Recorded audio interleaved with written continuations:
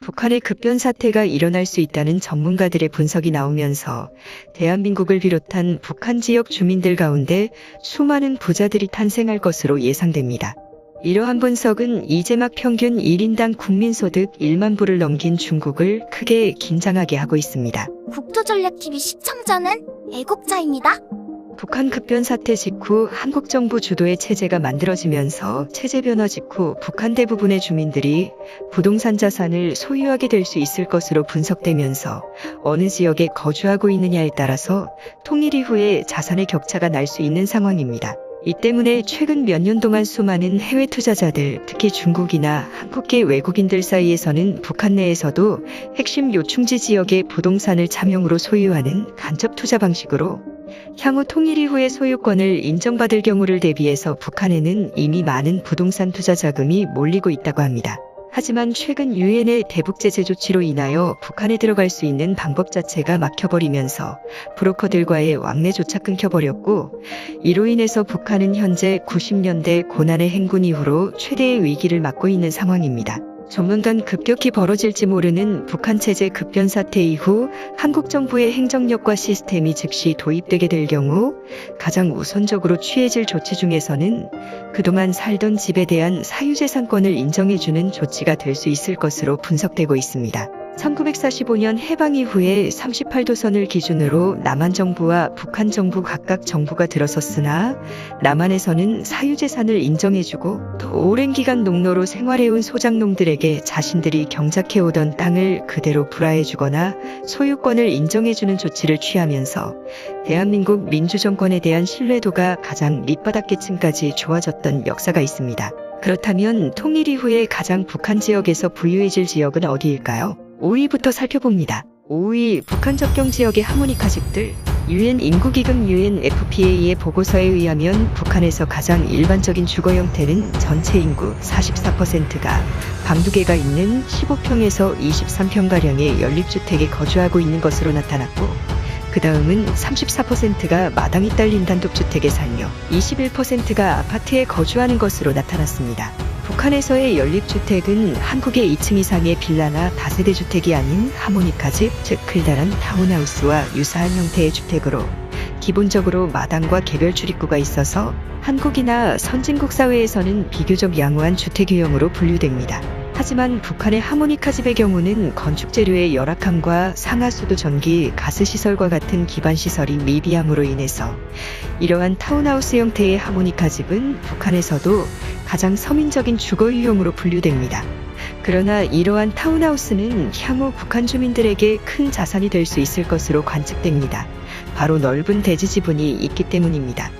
기본적으로 땅을 15평 이상 깔고 있기 때문에 향후 증축을 하게 될 경우 2층, 3층으로 높일 수 있어서 통일 이후 가구당 소유권이 인정될 경우 이러한 하모니카집의 경우에는 자산 가치가 높은 자산이 될 수 있을 것으로 보입니다. 통일과 동시에 이러한 하모니카집은 우리나라 지방의 시골 농가주택 기준으로 시세를 예측해보면 북한의 지방지역에서는 1,000만원에서 2,000만원, 미화 1만 불에서 2만 불가량의 가치가 있을 것으로 추산되며, 향후 도시가스 시설, 상하수도 등의 기초기반 시설이 갖춰지게 되고 지구 단위 계획 지정을 통해서 현재의 단층집이 아닌 2층 이상의 증축이 가능해지게 된다면 우리 돈 1억 원 이상, 미화 10만 불 정도의 가치가 있을 것으로 추산됩니다. 이 때문에 북한 인구 절반인 44%가량 거주하는 주택인 하모니카 집들에 대한 소유권이 개별 가구별로 불화가 되고 각 세대별로 땅 문서와 집 문서를 받게 될 경우에는 북한 주민들 대부분이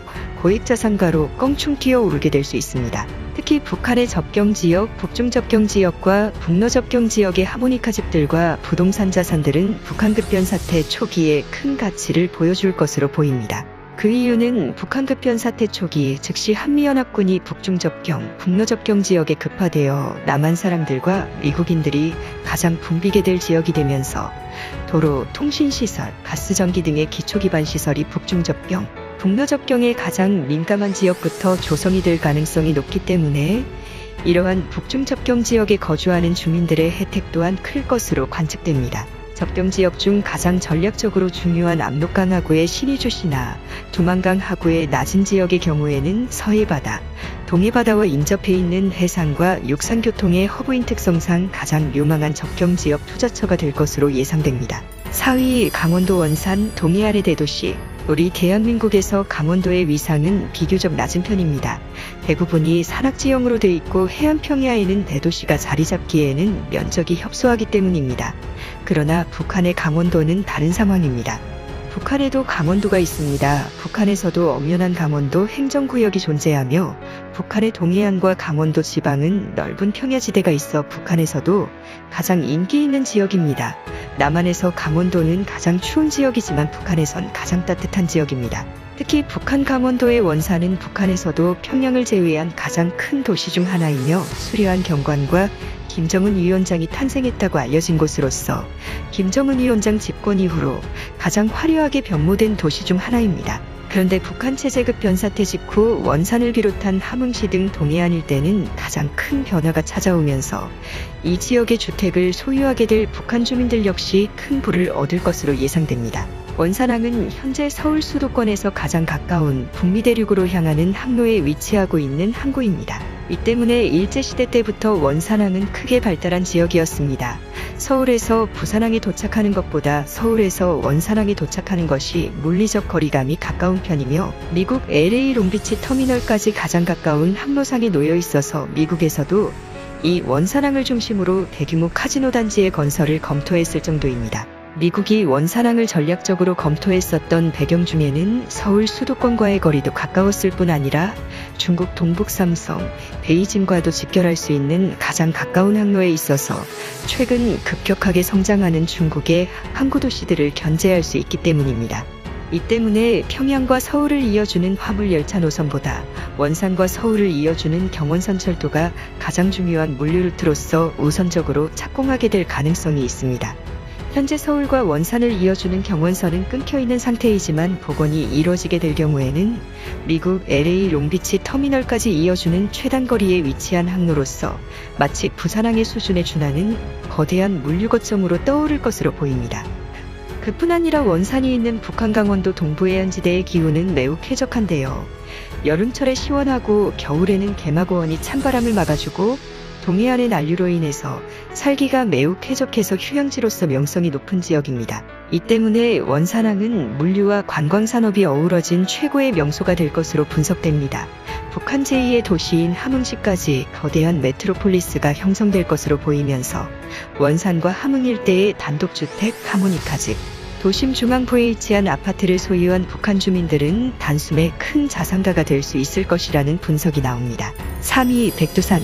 백두산의 삼지연, 북한 강원도의 금강산 관광지구와 같은 명산이 있는 유명 관광지들은 마치 제주도와 같은 인기 관광지로 떠오를 가능성이 높습니다.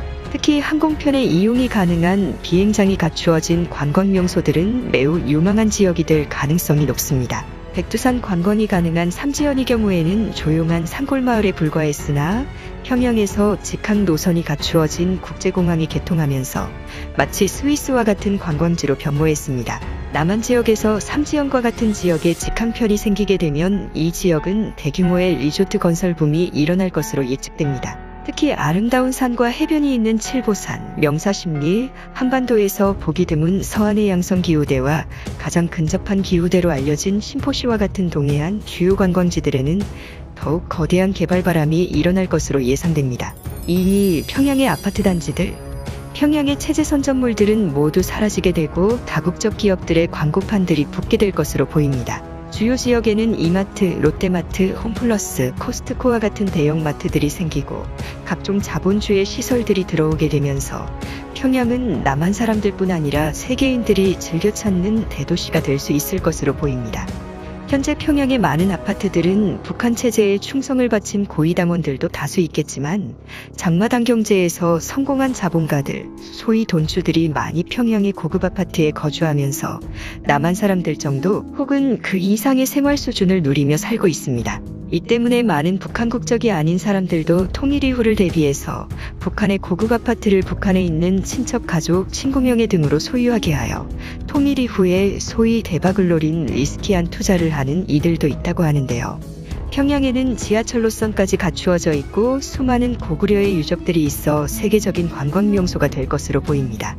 다수의 평양 주민들은 서비스업에 종사하거나 기존에 해오던 직업의 경력을 살려 새로운 체제 변화에 맞추어 살아가게 될 것으로 관측되며, 무엇보다 평양 주민들이 살고 있던 아파트, 단독주택, 빌라 등의 고급 부동산들은 소유권이 인정되게 되면 그들은 북한 지역에서 가장 부유한 자산을 가진 계층이 될 것으로 보입니다. 현재 평양 아파트의 시세는 2017년 기준 미화 20만 불가량, 우리나라 돈으로 2억 원에 달하는 가격대를 형성하고 있어 통일 이후에는 최소 5억 원에서 10억 이상의 시세를 형성할 수 있을 것으로 예측됩니다. 그러나 일각에서는 평양의 아파트들은 대지 지분이 많지 않기 때문에 오히려 기득권이 소유한 아파트보다는 소위 하모니카 집으로 불리는 땅의 면적이 15평 이상 갖고 있는 서민들의 단독주택이 오히려 통일 이후에 가장 유망한 자산이 될 것으로 분석했습니다. 1위 개성.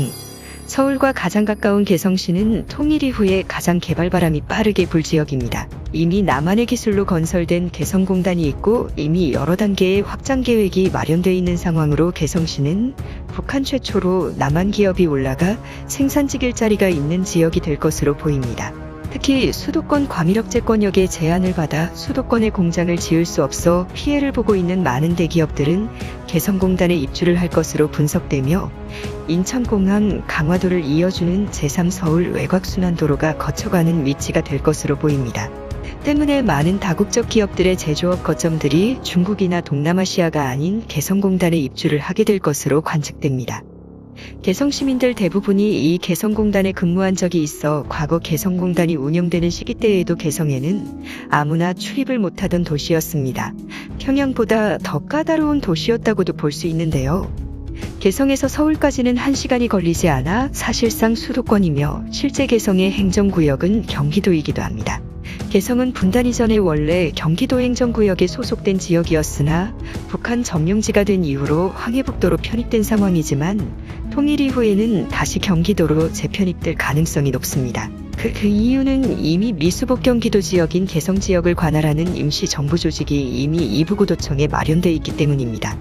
향후 개성시는 수도권으로 편입됨으로 인해서 집가 상승률이 북한 그 어느 지역보다 가장 높을 것으로 예측되며 수도권 지하철 역시 가장 먼저 닿을 것으로 보입니다.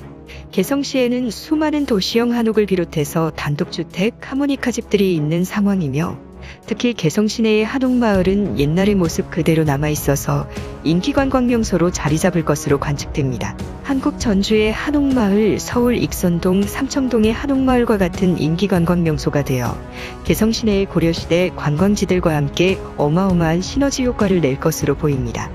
개성 시내에 소재한 수많은 하모니카 집들은 소유권이 각 가구별로 인정될 것으로 분석됩니다.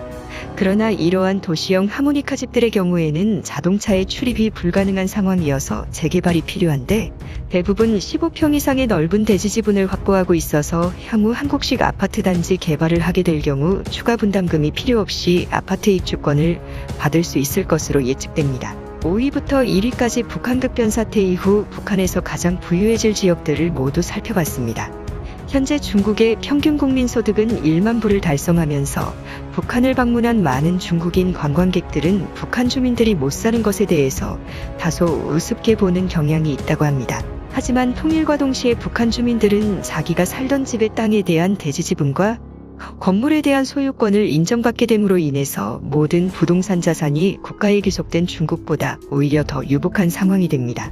그렇게 되면 많은 북한 주민들은 자신의 재산인 집을 활용해서 사업을 할 수 있고 새로운 자본주의 시대에 맞추어 새로운 부를 일궈나가며 스스로 소득을 일구어 나갈 수 있을 것으로 분석됩니다.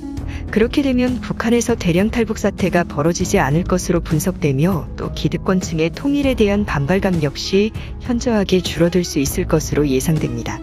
현재 북한의 주택들은 모두 정부에 귀속돼 있어 세금을 내지 않는 대신 사용료라는 명목으로 돈을 거두어가고 있는 상황입니다. 그러나 주민들이 주택에 대한 소유권을 얻게 된다면 사용료를 낼 필요가 없어지고 자산 가치를 인정받게 되어 향후 대출을 받는다거나 경제활동에 큰 도움을 받을 수 있습니다. 이러한 통일정책은 급속한 체제 변화 이후에 남북 간 경제적 소득 격차로 인한 사회적 문제를 많이 해소할 수 있습니다. 과연 통일 이후에 어떠한 미래가 펼쳐질까요? 국토전략TV 오늘은 이것으로 마칩니다. 시청해주셔서 감사합니다.